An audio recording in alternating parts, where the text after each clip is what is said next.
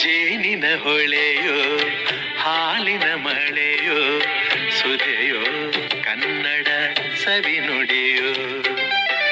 ಜೇನಿನ ಹೊಳೆಯೋ ಹಾಲಿನ ಮಳೆಯೋ ಸುಧೆಯೋ ಕನ್ನಡ ಸವಿನುಡಿಯೋ. ವಾಣಿಯ ವೀಣೆಯ ಸ್ವರ ಮಾಧುರ್ಯವೋ ಸುಮಧುರ ಸುಂದರ ನುಡಿಯೋ. ಜೇನಿನ ಹೊಳೆಯೋ ಹಾಲಿನ ಮಳೆಯೋ ಸುಧೆಯೋ ಕನ್ನಡ ಸವಿನುಡಿಯೋ. ಸರ್ ನಮಸ್ಕಾರ.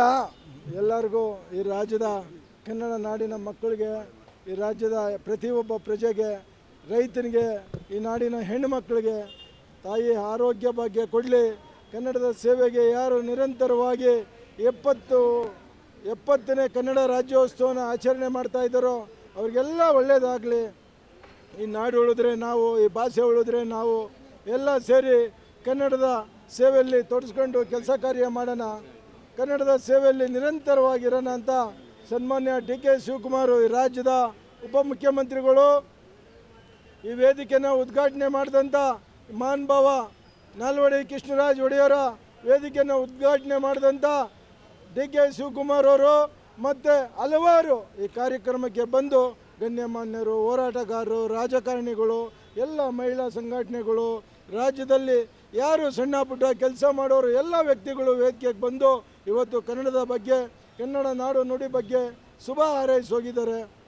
ನಾನು ಹೇಳೋದಿಷ್ಟೇ, ಈ ನಾಡು ಇವತ್ತು ಬೆಂಗಳೂರು ನಗರ ಇವತ್ತು ಎಲ್ಲ ನಾವು ನೋಡ್ದಂಗೆ ಒಂದು 5 ಕಿಲೋಮೀಟ್ರ್ ಇತ್ತು, ಇವತ್ತು 40 ಕಿಲೋಮೀಟ್ರ್ ಬೆಂಗಳೂರು ನಗರ ಬೆಳೆದಿದೆ.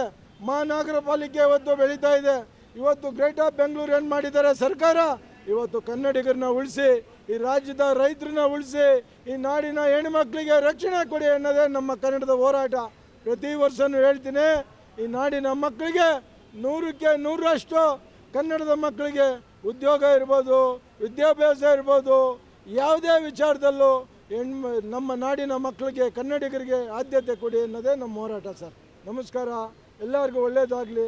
ಈ ವೇದಿಕೆಗೆ ಬಂದಿರುವ ಎಲ್ಲ ನಮ್ಮ ಅಕ್ಕ ತಂಗಿಯರಿಗೂ, ಅಣ್ಣ ತಮ್ಮಂದಿರಿಗೂ, ಎಲ್ಲ ಹೋರಾಟಗಾರರಿಗೂ, ಬೆಳಿಗ್ಗೆಯಿಂದ ನಿನ್ನೆ 1 ತಿಂಗಳಿಂದ ನನ್ನ ಜೊತೆ ಇದ್ದ ಎಲ್ಲ ಸ್ನೇಹಿತರಿಗೂ, ಎಲ್ಲ ನನ್ನ ಆತ್ಮೀಯ ಗೆಳೆಯರಿಗೂ, ನನ್ನ ರಾಜಣ್ಣನ ಅಭಿಮಾನಿಗಳು, ನಾವೆಲ್ಲ ಕುಟುಂಬದಲ್ಲಿ ಬಂದವರು.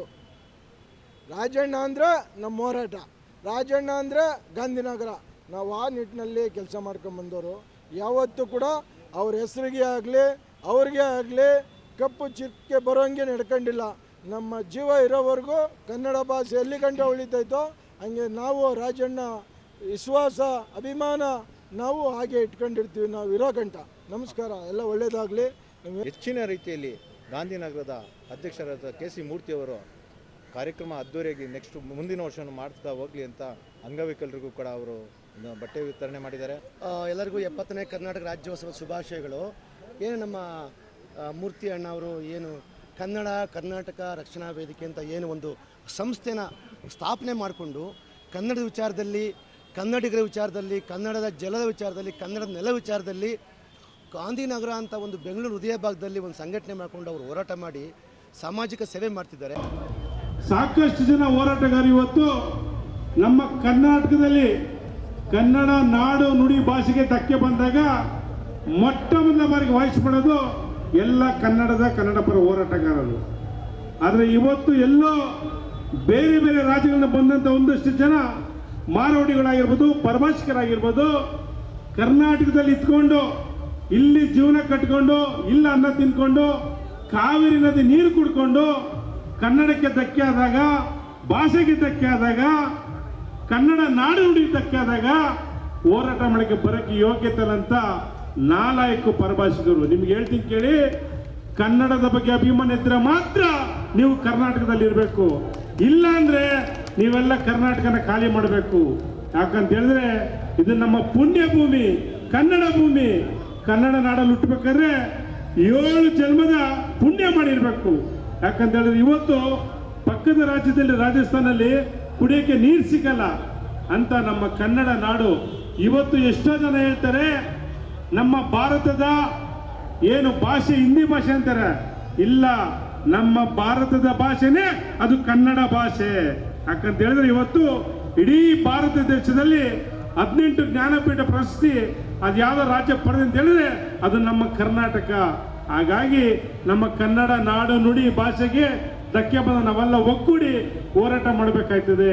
ಕನ್ನಡ ನಾಡು ಕುವೆಂಪು ನಾಡು, ದಾರಾಬೇಂದ್ರೆ ನಾಡು, ಆಯ್ತಾ, ಈ ನಾಡಲ್ಲಿ ಸಾಕಷ್ಟು ಹೋರಾಟದ ಇತಿಹಾಸ ಇದೆ. ಆ ನಿಟ್ಟಲ್ಲಿ ಇವತ್ತು ಕನ್ನಡ ರಾಜ್ಯೋತ್ಸವನ ನಾವು ಬರೀ ನವೆಂಬರ್ ತಿಂಗಳ ಮಾಡಿ ಸಾರ್ದು ವರ್ಷದ 365 ದಿವಸ ಕೂಡ ಮನೆ ಮನೆಗೆ ಕನ್ನಡದ ಬಾವುಟ ಆರಿಸೋ ಮುಖಾಂತರ ನಾವು ಕನ್ನಡ ರಾಜ್ಯೋತ್ಸವ ಮಾಡಬೇಕು ಬಂಧುಗಳೇ. ಹಾಗಾಗಿ ನಮ್ಮ KC ಮೂರ್ತಿಯಣ್ಣವರು ಇವತ್ತು ನಾನು ನಿಜ ಹೇಳ್ತೀನಿ ಕೇಳಿ, ಕಳೆದ ಬಾರಿನೂ ಹೇಳ್ತಾ ಇದೆ, ಇವತ್ತು ಎಲ್ಲ ಹೋರಾಟಗಾರರು ಬೆಂಗಳೂರಲ್ಲಿ ಬಂದು ಇವತ್ತು ಮನೆಗಳನ್ನ ಕಟ್ಕೊಂಡು ಚೆನ್ನಾಗಿದ್ದಾರೆ. ಅದೇ ನಮ್ಮ KC ಮೂರ್ತಿಯಣ್ಣವರು ಇವತ್ತು ಕೂಡ ಬಾಡಿಗೆ ಮನೆಯಲ್ಲಿದ್ದಾರೆ. ಏನ್ ಹೇಳಿ, ಬಾಡಿಗೆ ಮನೆಯಲ್ಲಿದ್ದಾರೆ. ಆದ್ರೂ ಕೂಡ ಪರ ಇಲ್ಲ, ಇಲ್ಲಿ ಹಣ ಆಸ್ತಿ ಮುಖ್ಯ ಇಲ್ಲ. ಇವತ್ತು ಈ ಒಂದು ಕಾರ್ಯಕ್ರಮಕ್ಕೆ ನಮ್ಮ ರಾಜ್ಯದ ಉಪಮುಖ್ಯಮಂತ್ರಿ DK ಶಿವಕುಮಾರ್ ಬಂದ್ರಲ್ಲ, ಇದು ಇವ್ರು ಸಂಪಾದನೆ ಮಾಡಿರ್ತಕ್ಕಂಥ ಒಂದು ಸಂಪಾದನೆ. ಆಯ್ತಾ, DK ಶಿವಕುಮಾರ್ ನಮ್ಮ ರಾಜ್ಯದ ಒಬ್ಬ ಜವಾಬ್ದಾರಿ ಸ್ಥಾನದಲ್ಲಿ ಇರ್ತಕ್ಕಂಥ DK ಶಿವಕುಮಾರ್ ಉಪಮುಖ್ಯಮಂತ್ರಿ ಬರ್ತಾರೆ ಅಂತ ಹೇಳಿದ್ರೆ ಅವರ ಹಣ ಆಸ್ತಿ ನೋಡಲ್ಲದೆ KC ಮೂರ್ತಿಯವರ ಹೋರಾಟ, ಅವರ ವ್ಯಕ್ತಿತ್ವ, ಅವರ ಗುಣ, ಅವರ ಸಾಧನೆ. ಇವತ್ತು ಇದೇ ನಮ್ಮ ಗಾಂಧಿನಗರದಲ್ಲಿ ಕನ್ನಡಕ್ಕಾಗಿ ಎಷ್ಟೋ ಹೋರಾಟಗಳನ್ನ ಮಾಡಿ ಪೊಲೀಸ್ ವರ್ಗಲ್ಲಿ ಬೂಟೆಟ್ ತಿಂದಿದ್ದಾರೆ, ಕೇಸ್ಗಳನ್ನ ಹಾಸ್ಕೊಂಡಿದ್ದಾರೆ. ಆಯ್ತಾ, ಹಾಗಾಗಿ ನಾವು ಅಷ್ಟೇ ಇವತ್ತು ರಾಜ್ಯದಲ್ಲಿ ಎಲ್ಲಿಂದೆಲ್ಲೋಗಿ ನಾನೆಲ್ಲರೂ ಹೋದ್ರೆ ಎಲ್ಲರೂ KC ಮೂರ್ತಿ ಅಂತಾರೆ, ಅದೇ ತರ ಇವರೆಲ್ಲ ಎಲ್ಲರೂ P ಮೂರ್ತಿ ಅಂತ ಹೇಳ್ತಾರೆ. ಹಂಗೆ ನಾವೆಲ್ಲ ಒಂದು ಕುಟುಂಬ. ಇಲ್ಲಿ ನಮ್ಮ ಸಾಕಷ್ಟು ಜನ ಹೋರಾಟಗಾರರು, ನಮ್ಮ ರಾಜಣ್ಣವ್ರು ಆಗಿರ್ಬೋದು, ನಮ್ಮ ಜಿಮ್ ರವಿಯಣ್ಣವ್ರು ಆಗಿರ್ಬೋದು, ನಮ್ಮ ರವಿಯಣ್ಣವ್ರು ಆಗಿರ್ಬೋದು, ಗೌಡ್ರಾಗಿರ್ಬೋದು, ನಮ್ಮ ರಾಮನಗರ ಸಾಗರ್ ಆಗಿರ್ಬೋದು, ನಮ್ಮ ವೆಂಕಟೇಶ್ ಅಣ್ಣವರು, ಈ ಥರ ಹಲವಾರು ಹೋರಾಟದ ಗಣ್ಯರು ಮುಖಂಡರು ಕಾರ್ಯಕ್ರಮ ಭಾಗಿಯಾಗಿದ್ದಾರೆ. ಹಾಗಾಗಿ ಬಂಧುಗಳೇ, ಇಂಥ ನಮ್ಮ KC ಮೂರ್ತಿ ಅಂತ ಹೋರಾಟಗಾರರಿಗೆ ನಾವೆಲ್ಲ ಜೊತೆ ಜೊತೆ ನಿಂತ್ಕೊಂಡು ಬೆನ್ನೆಲುಬಾಗಿ ಸಪೋರ್ಟ್ ಮಾಡೋಣ. ಇವತ್ತು ನಾವುಗಳೆಲ್ಲ ಕನ್ನಡ ನಾಡು ನುಡಿ ಭಾಷೆ ಬಂದಾಗ ಸಾಕಷ್ಟು ಹೋರಾಟ ಮಾಡಿದ್ದೀವಿ. ಇದೇ ಬೆಂಗಳೂರು ಸಿಟಿ ಏನು ನಮ್ಮ ಕೆಂಪೇಗೌಡರ ಒಂದು ಪ್ರತಿಭೆಗೆ ಮಾಲಾರ್ಪಣೆ ಮಾಡಿಕೊಂಡು ಎಂ ಜಿ ರೋಡಲ್ಲಿ ಇರ್ತಕ್ಕಂಥ ಎಲ್ಲ ಇಂಗ್ಲಿಷ್ ಭಾಷೆಗೆ ಮಸೀನೆ ಬೆಳೆದು ಆ ಬೋರ್ಡೆಲ್ಲ ಚೂರು ಮಾಡಿದ್ರು. 200 ಜನ ಪೊಲೀಸ್ ಬಂದು ಅಟ್ಯಾಕ್ ಮಾಡಿ ಕೇಸ್ ಹಾಕಿ ನಮ್ಮನ್ನ ಜೈಲಿಗೆ ಕಳಿಸಿದ್ರು.